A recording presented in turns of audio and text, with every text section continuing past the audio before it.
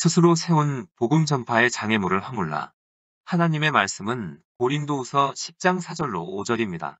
우리의 싸우는 병기는 육체에 속한 것이 아니요 오직 하나님 앞에서 견고한 진을 파하는 강력이라.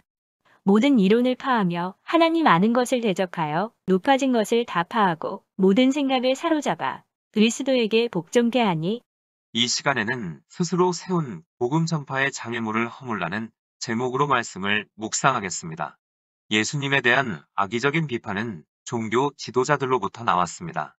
당시 사람들은 예수님을 만나길 원했는데 이러한 예수님과의 만남의 장애물이 되었던 것은 종교 지도자들이었습니다. 오늘날도 마찬가지입니다. 종교인들이 용의주도하게 장애물을 쌓아서 그리스도인이 복음 전하는 것을 막고 사람들이 예수님께 나오는 것을 포기하게 만듭니다. 우리도 이러한 장애물을 스스로 만들어 놓고 복음 전파를 가로막고 있을 수 있는데 이러한 것들은 허물어야 합니다. 효과적인 복음 전파를 막는 장애물은 첫째, 전도의 의미를 왜곡하는 것입니다. 우리는 보통 전도란 착하게 살면서 그 착한 행실을 통해 전도하는 것이다 라고 정의합니다. 믿지 않는 자들 앞에서 믿음과 삶이 일치하는 모습을 보이는 것은 중요합니다. 삶으로 본을 보이는 것도 전도의 한 부분입니다. 하지만 적절하고 정확하게 그 내용이 전달되기 위해서는 언어적 행동이 필수적입니다. 예수님은 완벽한 삶을 사셨음에도 불구하고 말로 복음을 전하셨습니다. 삶으로 전도한다는 것은 우리가 복음을 전할 때 언어로 전한 복음의 메시지가 신뢰할 만한 것이 되도록 삶을 살아가는 것을 말합니다. 또 전도란 복음을 증거하며 예수님의 이름으로 남을 섬기는 것이다 라고 전도의 의미를 정의하기도 합니다. 그러나 섬김만으로 비그리스도인들로 하여금 어떻게 하면 예수님의 제자가 될 수 있는지를 정확하게 전달한다고 볼 수는 없습니다. 섬김이 효과적인 전도의 방법이 되기 위해서는 반드시 복음에 대한 설명과 함께 조화를 이루어야 합니다. 쓰레기를 치우거나 따뜻한 식사를 제공하는 것은 모두 예수님의 사랑을 증거하는 일입니다. 하지만 이러한 행동 자체가 자동적으로 복음을 설명해 주는 것은 아닙니다. 섬기는 전도자는 행함을 통해 복음을 전할 수 있는 무대를 만들고 고통 가운데 있는 사람이 구원을 얻을 수 있도록 예수님의 이야기를 전해야 합니다. 착하게 사는 것도 전도의 한 부분이고 예수님의 이름으로 남을 섬기는 것도 전도의 한 부분이지만 하나님의 사랑, 인간의 죄, 예수님의 죽음과 부활, 천국이라는 핵심 내용을 포함하는 복음의 전달만을 전도의 참된 정의로 받아들여야 합니다. 효과적인 복음 전파를 막는 장애물은 둘째, 관용의 참뜻을 오해하는 것입니다. 관용이라는 말은 본래 자신과 다른 생각을 가진 사람에 대해 인내하고 존중한다는 의미로 쓰여왔습니다. 하지만 포스트모더니즘과 종교다원주의적 사고방식은 관용을 어떤 관점이든 모두 똑같이 가치 있는 것으로 여기고 수용하는 것으로 제정해 하였습니다. 그래서 관용의 의미가 모든 종교와 이념과 교리를 진리로 받아들인다는 것이 되었습니다. 예를 들어 예수님만이 구원에 이르는 유일한 길인데 어떤 사람이 어느 종교든 구원에 이를 수 있다고 믿는다고 가정한다면 예전의 관용이란 그 사람의 의견을 존중하면서도 상대방의 생각을 바꾸도록 인내심을 가지고 설득력 있게 영향력을 미치는 것이었습니다. 하지만 지금의 관용은 그 사람의 신념이 우리가 믿는 것과 똑같이 가치가 있으며 그것이 진리임을 인정하는 것이 되었습니다. 우리는 다른 사람의 기분을 상하게 하지 않으려고 기독교의 핵심 가치를 희석시켜서는 안 됩니다. 복음은 타협 없이 전달되어야 합니다. 관용에 대한 잘못된 정의 때문에 사람들의 잘못된 신념을 바꾸도록 권고하는 일을 주저해서는 안 됩니다. 모든 종교가 동일하게 가치 있는 것으로 받아들이는 것이 관용이라는 세속적인 정의에 맞서야 하는 것입니다.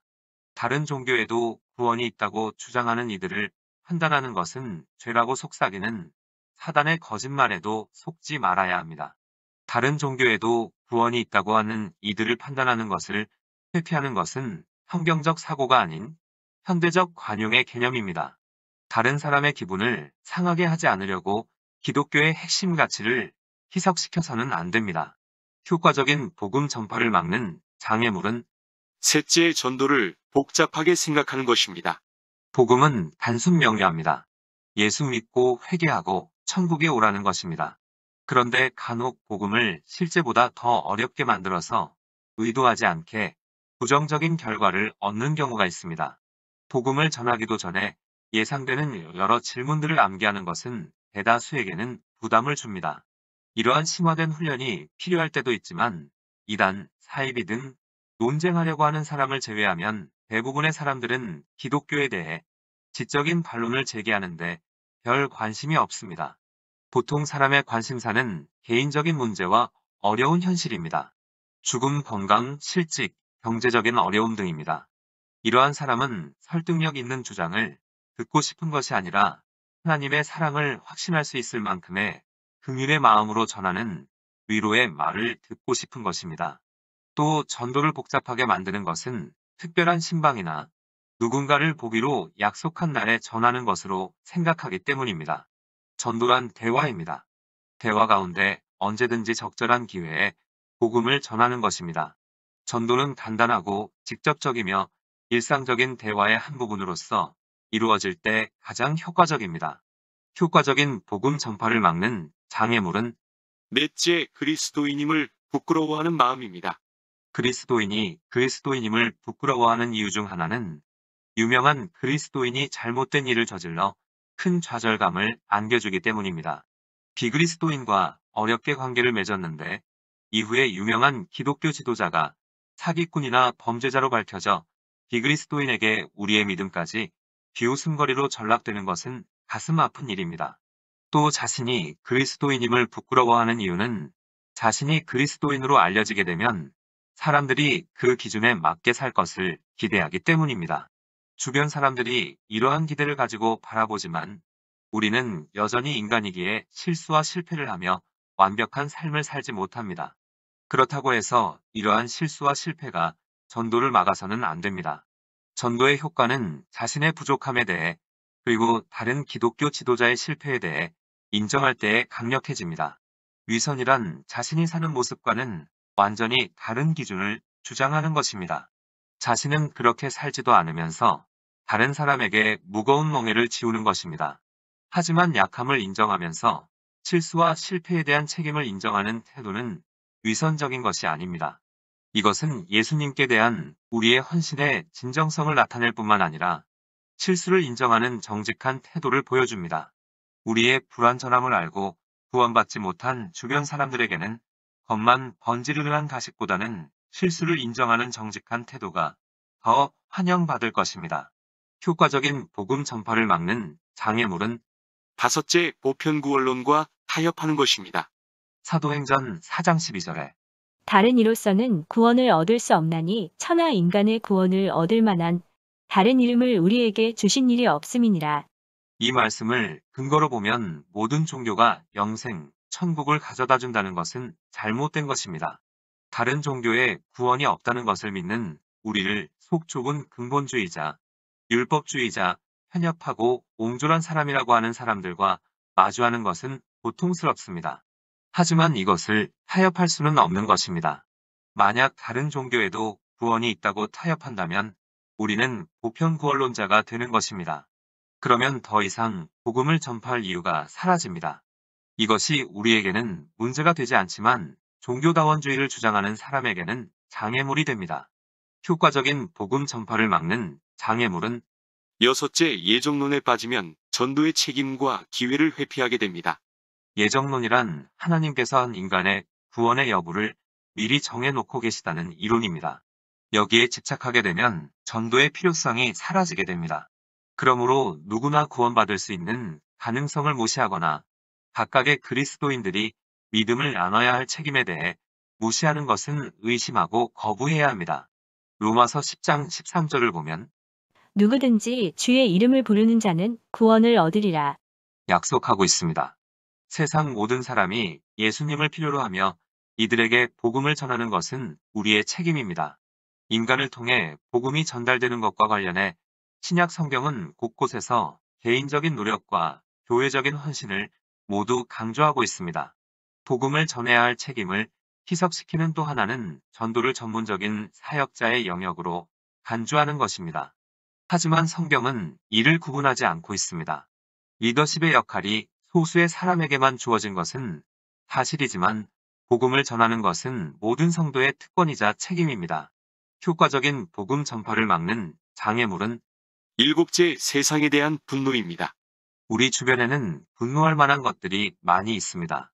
비성경적인 것을 가르침으로 도덕적 가치를 약화시키는 교육기관, 공격적이고 무력적인 도발을 서슴지 않는 여러 단체, 급진적 환경주의자, 경제를 위태롭게 하는 사람 등입니다. 이러한 세상 속에서 극단적인 반응을 보이는 그리스도인이 있습니다. 즉, 세상 문화로부터 멀리 떨어진 채 자신을 오염시킬 수 있는 비그리스도인과의 만남을 회피하거나 반대로 분노에 휩싸인 채 대중문화를 공격하면서 자신과 같은 입장을 고수하지 않는 다른 그리스도인을 정죄하는 것입니다. 하지만 이러한 극단적인 태도는 효과적인 복음 전파를 저해합니다. 예수님도 화를 내셨지만 예수님의 분노는 종교 지도자들을 향한 것이었습니다. 예수님은 비그리스도인이나 대중문화에 대해 화내지 않으셨습니다. 또 죄인과 정면으로 맞섰지만 그들을 무시하거나 압도하지 않으셨습니다. 만약 대중문화를 향해 분노한다면 비그리스도인과 관계를 맺으며 지속적인 변화를 일으킬 수 있는 기회를 놓치게 됩니다. 잃어버린 영혼과 가능한 한 개인적인 관계를 맺는 것이 거듭난 문화를 창조할 수 있는 기회입니다. 세상 문화에 전쟁을 선포하면 그 어떤 문화도 변화시킬 수 없습니다. 또 분노의 대상이 되는 사람에게 복음을 전하는 것은 어려운 일입니다. 그러므로 회심하지 않은 사람들의 행동에 대한 기대감을 낮추고 죄에 맞서되 죄인은 사랑해야 합니다. 효과적인 복음 전파를 막는 장애물은 여덟째, 자아 실현을 삶의 목표로 삼는 것입니다. 어떤 그리스도인은 육체의 활력과 부를 약속하는 건강과 번영의 복음을 선택하고 자기 이익을 위해 투자합니다. 삶의 궁극적인 목표가 자아 실현이라고 믿기 때문입니다. 그러나 예수님은 자기 희생을 결단할 때 풍성한 삶을 얻을 것임을 약속하셨습니다. 마가복음 8장 34절로 35절에 아무든지 나를 따라오려거든 자기를 부인하고 자기 십자가를 지고 나를 좇을 것이니라. 누구든지 제 목숨을 구원코자 하면 잃을 것이요 누구든지 나와 복음을 위하여 제 목숨을 잃으면 구원하리라. 그런데도 어떤 그리스도인의 목표는 자신의 필요가 채워지고 가족이 돌봄을 받으며 교회가 자신을 기쁘게 하길 원합니다. 또 교회 사역에 적은 비용을 지출하면서 교회 프로그램이 자신의 필요를 채워주는 것을 만족해합니다. 교회를 변화시키기 위해 어떤 제안이 상정되면 그것이 자신에게 어떤 도움이 되는가를 먼저 생각합니다. 하지만 교회는 교회 구성원을 위한 조직이기도 하지만 교회 밖의 사람들을 위해 존재하는 조직입니다. 우리는 교회를 나를 위한 모임이 아닌 선교를 위한 모임으로 바라보아야 합니다. 우리의 관심이 다른 사람에게 복음을 전하는 것으로부터 나 자신을 편안하게 만드는 것으로 옮겨지는 순간 복음 전하는 일은 중단하게 됩니다. 새 신자들을 수용하기 위해서는 자신의 생활 방식이나 교회의 일정을 조정해야 하는데 그러자면 자신의 필요를 제대로 만족시킬 수 없으니 그저 현 상태를 유지하는 것이 목표가 되고 마는 것입니다. 예수님은 다른 사람을 섬기고 다른 사람의 필요를 채우며 다른 사람의 영적 성장을 돕는 일을 삶의 우선순위로 삼기를 원하십니다. 효과적인 복음 전파를 막는 장애물은 아홉째, 헌신에 대한 잘못된 정의입니다. 예수님에 대한 진정한 헌신은 단순히 사역에 참여하는 것이 아니라 변화된 삶을 통해 분명히 드러나는 것입니다. 진정한 그리스도인이라면 자신의 성품과 동기가 꾸준히 예수님을 닮아가야 합니다. 그런데 헌신을 교회 사역에 참여하는 것으로만 정의한다면 그 사람은 기독교의 보호막 속에 갇혀 버리게 됩니다.